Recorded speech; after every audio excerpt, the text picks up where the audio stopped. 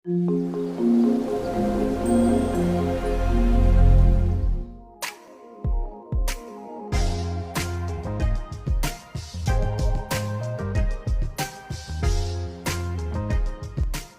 Guys, welcome back to the channel.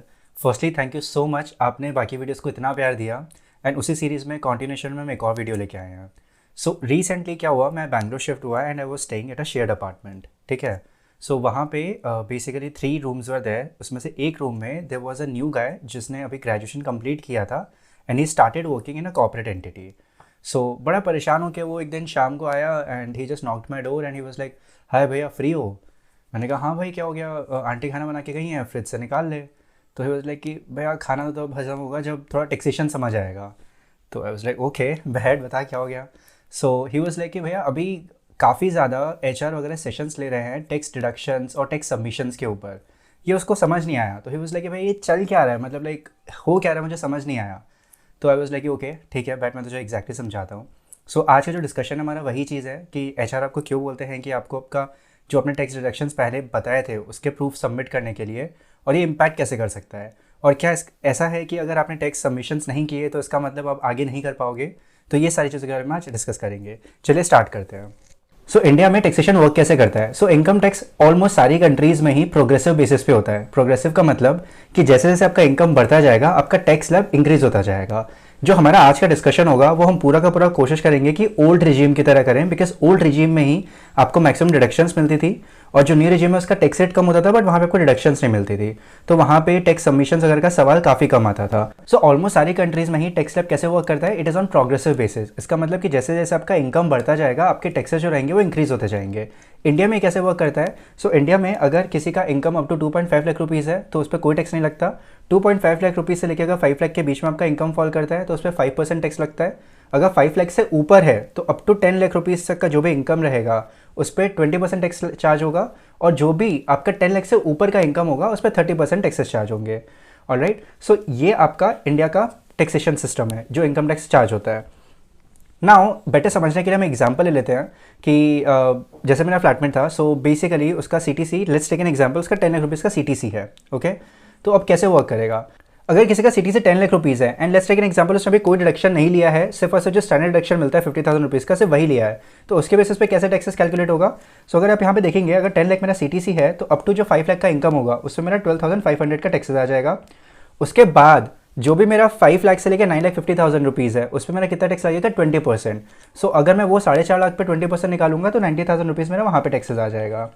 Alright, सो अगर मैं यहाँ पे देखूँ, अगर कोई मैं डिडक्शंस नहीं क्लेम करता एक्सेप्ट स्टैंडर्ड डिडक्शन जो मुझे ऑलरेडी मिल जाता है, अगर मैं वहाँ पे देखूंगा तो मेरे पास टैक्सेस कितना कैलकुलेट होकर आएगा 1,02,500 रुपीज़। ऑलराइट, सो एचआर क्या करेंगे, बेसिकली 1,02,500 का डिवाइड बाय 12 करेंगे और हर मंथ आपको उतना उतना पोर्शन आपके सैलरी से डिडक्ट करके टीडीएस की तरह सरकार को जमा कराते रहेंगे। ऑलराइट, आई होप यहाँ तक कॉन्सेप्ट एकदम क्लियर है।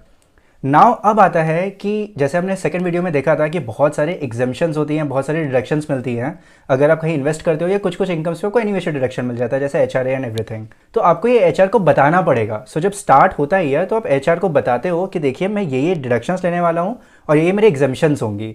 उसके बेसिस पे एचआर फिर आपका टैक्सेस कंप्यूट करेगा। सो सिंप्लिसिटी के लिए एग्जांपल लेते हैं कि जो एचआरए का अमाउंट मुझे मिल रहा है 2 लाख रुपए का, उसमें जो बंदे ने एग्जेम्पशन क्लेम किया वो 1,50,000 का एग्जेम्पशन क्लेम कर लिया। जो उसने रेंटल पे किया उसके बेसिस पे जो कैलकुलेशन था जो हमने थर्ड वीडियो में सीखा था उसके बेसिस पे 1.5 लाख रुपए मेरा फिगर निकल के आया, तो 1.5 लाख का मैंने यहाँ पे एग्जेम्पशन क्लेम कर लिया। उसके अलावा जो भी एटीसी की डिडक्शंस होती हैं उसको मिला के 1.5 लाख मैंने और क्लेम कर लिया। सो 2 डिडक्शंस मैंने यहाँ पे क्लेम कर ली तो टोटल मिला के मेरा 3 लाख का डिडक्शन हो जाएगा। ऑलराइट, सो अगर मैंने 3 लाख का डिडक्शन कर लिया तो ऑब्वियसली मेरा इनकम टैक्सेस कम हो जाएगा। इनकम टैक्स पे कैसे कैलकुलेट होगा? 9.5 लाख का जो मेरा इनकम था वो 3 लाख से और कम होकर 6.5 हो जाएगा। अब 6.5 के ऊपर कैलकुलेट करना पड़ेगा, तो अप टू 5 लाख में वापस 12,500 आपका टैक्सेस आ गया। सो जो ये वाला पार्ट रहेगा ये वैसे ही रहेगा 12,500। उसके अलावा जो 1.5 लाख रुपये है, 1.5 लाख पे 20% चार्ज होगा आपका। अगर 1.5 लाख पे मैं 20% चार्ज करूँगा तो वो 30,000 रुपीज़ निकल के आ जाएगा। सो नाउ मेरा जो नया टैक्सेस होगा वो कितना होगा? 42,500। तो अगर आप यहाँ पे देखेंगे तो देयर इज अ डिफरेंस, और अच्छा खासा डिफरेंस है, 1,02,000 और 42,500 रुपये। So there is a substantial difference. Alright, तो ये फ़ायदा होता है स्टार्टिंग में जब अपने एचआर को बता देते हो कि सर देखिए ये मैं इन्वेस्टमेंट्स करने वाला हूँ और यहाँ पे मुझे एक्सेम्पशन मिलने वाला है, तो एचआर आपकी बात मान के जो आपका नया इनकम टैक्स कैलकुलेट हुआ है 42,500 उसको अब डिवाइड करेगा 12 से और पर मंथ उतना अमाउंट काटेगा। सो रेदर देन 1,02,500 डिवाइडेड बाई 2 उसकी जगह पे वो 42,500 डिवाइडेड बाई 12 करके और फिर आपका टीडीएस काटेगा। नाउ अब जनवरी में आ जाते हैं। सो अब जनवरी में क्या होगा, आपको अपना जो एचआर होगा वो बोलेगा कि जो जो आपने हमें बोला था कि हम यहाँ पे इन्वेस्ट करेंगे या फिर हम ये एग्जाम्पशंस क्लेम करेंगे उसके प्रूफ्स दीजिए। प्रूफ क्यों ज़रूरी है? बिकॉज सरकार मैंडेट कर दी है कंपनीज़ को कि आप उनसे प्रूफ्स लीजिए और प्रूफ के बाद ही आप मानेंगे कि हाँ एक्चुअली उन्होंने किया है। बिकॉज होता क्या है कि हम अपना net salary in hand salary बढ़ाने के लिए स्टार्टिंग में बहुत सारे बोलते थे कि हम ये भी इन्वेस्टमेंट्स करेंगे, ये भी डिडक्शंस लेंगे, बट टिल जनवरी फरवरी कुछ लिया हुआ नहीं होता। सो उस टाइम पे प्रॉब्लम ये आ जाती है कि जब एचआर अपना वो कंप्यूट करता है तो एचआर बोलता है कि यार मेरे पास इसके प्रूफ्स तो है ही नहीं। अगर प्रूफ नहीं है तो एचआर क्या करेगा, जो आपने एग्जाम्पशंस क्लेम किए थे जैसे 1.5 लाख रुपए और ये एटीसी वाला, इसको हटा देगा और फिर से आपका कंप्यूट करेगा टैक्सेस कितना आता है। अब वापस से जो टैक्सेस आएगा आपका कितना आ जाएगा पूरे ईयर का 1,02,500 रुपये, और पहले एचआर ने कितना रिडक्शन दिया हुआ था आपको 42,500। सो ना जो भी डिफरेंस होगा ये आपके आगे वाली सैलरीज में कट के आएगा। सो फरवरी और मार्च की सैलरी इसलिए कई बार बहुत सारे लोगों की बहुत कम हो जाती है। वो इसलिए कम हो जाती है बिकॉज उस पर बहुत हैवी टीडीएस कट जाता है। सो बेटर ये है कि जो भी आप डिक्लेयर कर रहे हो स्टार्टिंग ऑफ द ईयर में उसके प्रूफ्स मेक श्योर कि आप सबमिट कर दें। एंड जनरली ऐसा होता है कि इस टाइम पे एम्प्लॉयज़ बहुत ज़्यादा परेशान हो रहे होते हैं कि यार मेरे को प्रोविजनल सर्टिफिकेट निकालना है, होम लोन्स का, और जो भी म्यूचुअल फंड्स में इन्वेस्ट किया है उसके प्रूफ्स, जो भी मैंने एलआईसी में इन्वेस्ट किया है उसके प्रूफ, एचआरए के जितने भी रेंट रिसीट्स होती है वो सारी चीज़ें कलेक्ट की जाती है सो दैट वो अपलोड कर पाए पोर्टल के ऊपर ताकि उनका टीडीएस कम कटे। ठीक है, सो आई होप यहाँ तक कॉन्सेप्ट क्लियर हो गया है कि टैक्स डिडक्शंस और टैक्स सबमिशंस होते क्या है। नाउ जब भी आप ये स्लिप्स और जब भी आप टैक्स प्रूफ सबमिट करेंगे तो उसकी भी कुछ एलिजिबिलिटी होती है कि कुछ कुछ चीज़ें चलती हैं, कुछ चीज़ें नहीं चलती हैं। तो चलिए वो देख लेते हैं कि मेजॉरिटी लोग क्या क्या एग्जाम्पशंस और डिडक्शंस लेते हैं और उसके लिए क्या क्या प्रूफ चाहिए होता है। सो जैसे मैंने बोला था सबसे पहला और सबसे इंपॉर्टेंट जो सैलरी लोगों के लिए होता है वो होता है हमारा HRA, that is house rent allowance. और थर्ड वीडियो में पूरा कॉन्सेप्ट एक्सप्लेन है, प्लीज़ ज़रूर देखिएगा। ऑलराइट, बिकॉज उससे आपका मेजॉरिटी टैक्स बच सकता है। एचआरए का बेसिकली मतलब क्या था कि जब आप किराए के घर पे रहते हो और जो उसका किराया पे करते हो उसमें आपको छूट मिल जाता है कुछ, ऑलराइट, बट उसके लिए आपको प्रूफ सबमिट करना पड़ता है। अब वो प्रूफ क्या होगा, रेंट रिसीट्स होंगी आपकी, लेकिन रेंट रिसीट्स भी एक प्रॉपर फॉर्मेट में होनी चाहिए। तो अगर आप स्क्रीन पे देखेंगे तो रेंट रिसीट मस्ट इंडिकेट आपका मंथली रेंट कितना है, डेट ऑफ पेमेंट आपका कब कब जा रहा है, एड्रेस ऑफ रेंटल अकोमोडेशन जहाँ पे आप रह रहे हो, उसके अलावा लैंडलॉर्ड का भी सिग्नेचर। और ये चीज़ बहुत इंपॉर्टेंट है, लैंडलॉर्ड का signature is like a must these days. अगर लैंडलॉर्ड का सिग्नेचर नहीं होगा तो वो आपका प्रूफ एक्सेप्ट नहीं किया जाएगा और उसकी वजह से आप पे टीडीएस लायबिलिटी आ जाएगी एंड आपकी सैलरी से वो टीडीएस अमाउंट कट कर दिया जाएगा। सो बेटर ये है कि यू मेक श्योर कि आपके जो रेंट रिसीट्स हैं उसके ऊपर आपके जो लैंडलॉर्ड है उसके प्रॉपर सिग्नेचर्स हैं। उसके अलावा अगर आपका जो रेंट है payable that is more than 8,333 तो आपको पैन भी फर्निश करना पड़ता है।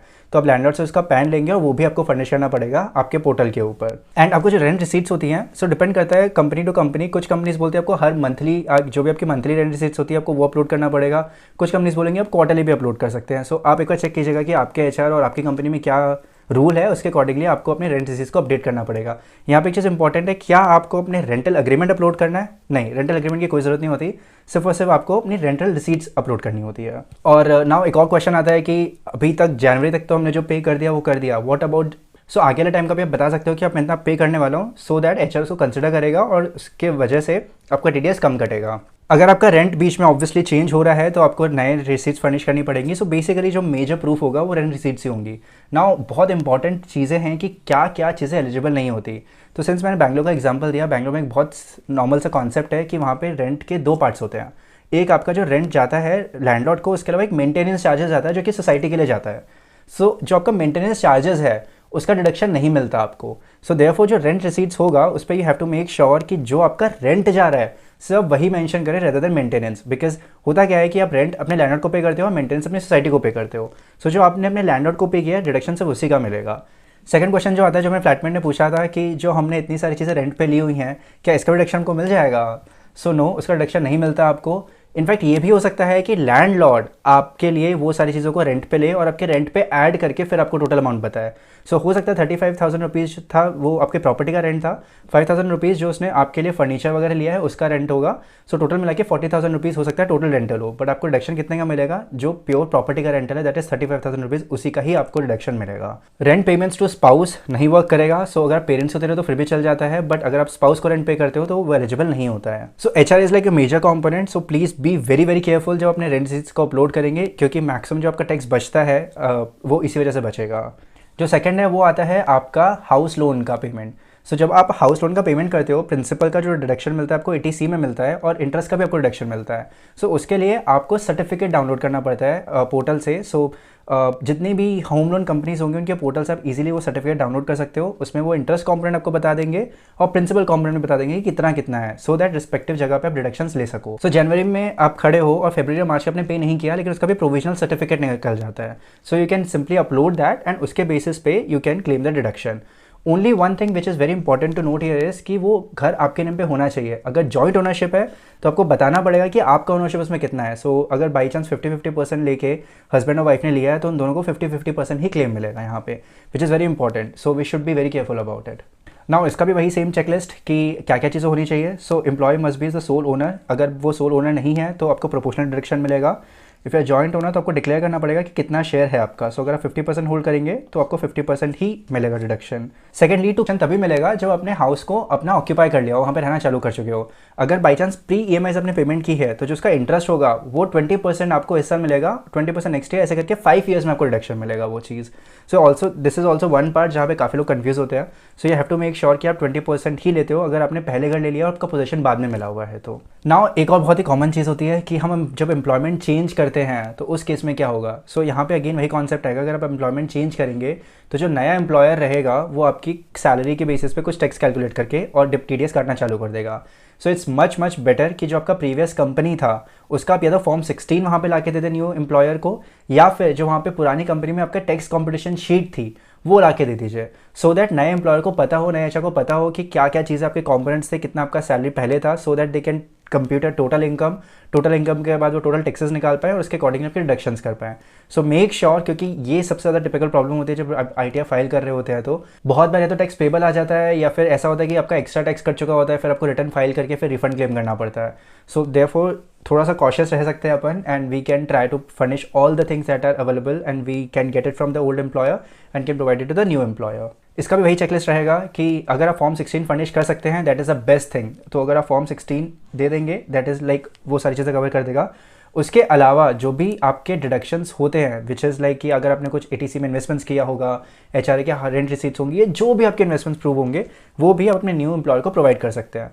कई बार ऐसा होता है कि आपको फॉर्म 16 नहीं मिलता, तो उस केस में क्या करेंगे आप, वहाँ पे आपके जो सर्टिफाइड टैक्स कॉम्पिटिशन स्टेटमेंट्स होती हैं जो कि साइंड रहेंगी रिस्पेक्टिव अथॉरिटी, जो पुराना वाला एम्प्लॉयर था उसको जो भी ऑथराइज सिग्नेटरी होगा उसके सिग्नेचर के बाद वो फर्निश करेंगे, या फिर टैक्स कॉम्पिटिशन स्टेटमेंट जो कि कंप्यूटर जनरेटेड होगा, वहाँ पे अगर कंप्यूटर जनरेटेड है तो फिर सिग्नेचर या स्टैम्प की जरूरत नहीं पड़ेगी। सो एक्सेप्ट योर HRA, आपका नया एम्प्लॉयमेंट और ATC के डिडक्शंस, उसके अलावा कुछ और डिडक्शंस होती है जैसे 80D बहुत कॉमन होता है, हेल्थ इंश्योरेंस वगैरह। उसके अलावा 80DD अगर बाई चांस कोई स्पेसिफिक डिजीज़ है तो, या ATC में कुछ पार्ट होता है LICs वगैरह का, तो उसमें आपको प्रीमियम रिसीट्स देनी पड़ती हैं, या 80 एजुकेशन लोन। तो इन सब का अपना अलग अलग रिक्वायरमेंट है। सो 80D में जैसे आपको प्रीमियम रिसीट्स देनी होती है, बट वो करंट फाइनेंशियल की ही होनी चाहिए और करंट फाइनेंशियल में ही पेमेंट होना चाहिए।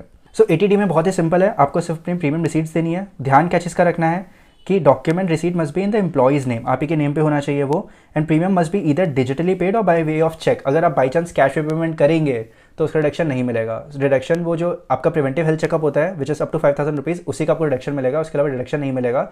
सो मेक श्योर कि आप इसका जो पेमेंट है वो डिजिटली करते हैं। 80D बेसिकली ये वो कुछ स्पेसिफिक डिजीज़ होती है, तो इसके लिए आपको डॉक्टर का प्रिस्क्राइब सर्टिफिकेट होता है विच इज़ एक फॉर्म होता है 10IA, तो उसी प्रिस्क्राइब फॉर्मेट में ही आपको वो ऑब्टेन करना है certificate, and you need to upload it on the portal. Third आता है आपका LIC जनरली बेसिकली यहाँ पे LIC मैंने सिर्फ नाम इसलिए लिया बिकॉज मेजॉरिटी लोगों को लगता है इंश्योरेंस का मतलब LIC होता है। No, LIC is a company which is life insurance corporation of India, but आप कहीं पे भी टर्म प्लान या इंश्योरेंस पॉलिसीज कई जगह से ले सकते हैं। वहाँ पे भी आपको क्या प्रोवाइड करना पड़ेगा, आपका जो रिसीट होगा वो प्रोवाइड करना पड़ेगा, that is copy of premium receipt, and वो एम्प्लॉय के नेम पे ही होनी चाहिए। उसके अलावा यहाँ पे इंपॉर्टेंट चीज़, जो सर्विस टैक्स हम पे करते हैं, GST जो पे करते हैं वो भी एलिजिबल होता है, लेकिन लेट पेमेंट्स एलिजिबल नहीं होते हैं।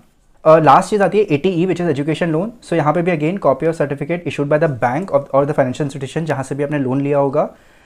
Not eligible if it is not in the name of employee. So आपको बस ये ध्यान रखना है कि सारी चीज़ें आप ही के नेम पे होनी चाहिए, तभी आप ले पाओगे। हाँ, कुछ कुछ सेक्शंस में ऐसा होता है जैसे 80D वगैरह, जहाँ पे आप अपने पेरेंट्स के बिहाफ पे लेते हो, वहाँ पे कई बार पेरेंट्स का नेम भी आ सकता है, वो फिर भी चल जाता है। बट मेजॉरिटी केसेस में अगर आप देखेंगे तो जहाँ पे भी आपने पे किया है तो आपका नेम वहाँ पे होना चाहिए मैंडेटरली। सो आई होप आपको कॉन्सेप्ट समझ आ गया होगा कि बेसिकली टैक्स डिक्लेरेशन में देनी क्यों पड़ती हैं, उसके अलावा हमें टैक्स प्रूफ देने क्यों पड़ते हैं। नाउ थर्ड क्वेश्चन ये चीज़ कि क्या अगर हमने टैक्स प्रूफ नहीं दिए तो फिर क्या होगा। ज़्यादा कुछ प्रॉब्लम नहीं होगा। बेसिकली अगर आपने अभी टैक्स प्रूफ नहीं दिए तो आपका TDS ज़्यादा कटेगा, विच इज़ जो आपको एम्प्लॉयर आपका टैक्स काटता है वो ज़्यादा काटेगा। लेकिन जब भी आप इनकम टैक्स का रिटर्न फाइल करेंगे वहाँ पे आप डाल सकते हैं, because there are lot of other donations वगैरह बाकी चीज़ें भी होती हैं जो कि कई बार एम्प्लॉयर्स कंसिडर नहीं करते। आप जब ITR फाइल करते हो आप उस टाइम पे HRA डाल दीजिए, उस टाइम पे ये सारे डिडक्शंस डाल दीजिए and you can claim refund out of it. Fund the only problem is कि वो रिफंड में टाइम बहुत लग जाता है। बेसिकली मार्च में आपका बहुत ज़्यादा एक्स्ट्रा पैसा कट होकर आपके इन हैंड सैलरी काफ़ी कम आया, उसके जगह वो टैक्सेस में चला गया। उसके बाद अपना रिटर्न फाइल करेंगे 3-4-5 मंथ्स के बाद एंड फिर आप उसको फाइल करेंगे and then you will ask for the refund, फिर रिफंड आने में भी टाइम लगेगा। बेसिकली आपका पैसा ब्लॉक हो जाता है, that is the only problem. Alright, so I hope आपको सारी चीज़ें क्लियर हो गई होंगी। अगर कोई भी स्पेसिफिक क्वेश्चन है तो please let me know in the comment section and will also attach a document, क्योंकि एक्चुअली था क्या ना, इसमें बहुत सारे सेक्शंस आते हैं। जैसे अगर हमने वीडियो 2 में देखा था तो बहुत सारी एग्जाम्पशंस होती हैं। हर एक एग्जाम्पशन और डिडक्शंस के लिए अलग अलग आपको सर्टिफिकेट्स देने होते हैं, अलग अलग प्रूफ्स देने होते हैं। So everything was not possible to be covered in the one video, so I attach the document in the description, you can download it. कहीं पे भी कुछ प्रॉब्लम आता है please ask in the comment section, will definitely try to answer as soon as possible. Thank you so much for watching and अगर आपको हमारी videos अच्छी लग रही हो तो please like share subscribe to the channel and कोशिश कीजिएगा, बिकॉज आई नो बहुत सारे ऐसे लोग होते हैं जो नए जॉब में आते हैं, उनकी चीज़ें थोड़ी सी अनक्लियर होती हैं। So it will be good कि अगर हम उनकी हेल्प कर पाए। आपको करना क्या है, सिर्फ शेयर करना है उनके साथ। Please keep sharing and see you in the next video. Thank you so much for watching.